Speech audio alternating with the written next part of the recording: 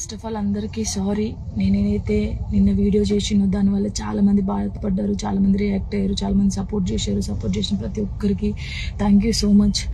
నేను చాలా రోజుల నుంచి అన్నీ చూస్తూ ఉన్నా, నేను ఏది ఇప్పుడు పట్టించుకోలేక, కానీ కొంచెం బాధ అనిపించి డిప్రెషన్లోకి వెళ్ళిపోయాను. ఎక్కడ నా ఫ్యామిలీ బాధపడుతారో నాకు చెప్పలేకుండా అని ఆ సిచ్యువేషన్లో అన్నీ ఆలోచించి డిప్రెషన్లోకి వెళ్ళిపోయినా తప్ప నేను ఎవరికి భయపడేదాన్ని కాదు.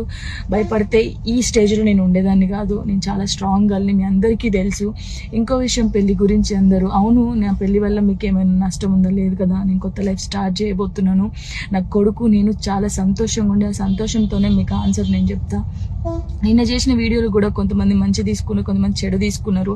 అది ఆగదు ఎప్పటికైనా ట్రోలింగ్స్ అనేది. నాకు అది అర్థమైంది. నేను దాన్ని పట్టించుకోవాల్సిన అవసరం నాకు లేదు. నా లైఫ్లో నేను చాలా స్ట్రాంగ్ ఉంటా, ఇంకా ముందుకు వెళ్తూనే ఉంటా. మీ జానక్ ఎప్పుడు స్ట్రాంగ్గానే ఉంటుంది. కొంచెం డిప్రెషన్లోకి వెళ్ళిపోయిన అంతకు మించి. అందరికి నమస్కారం.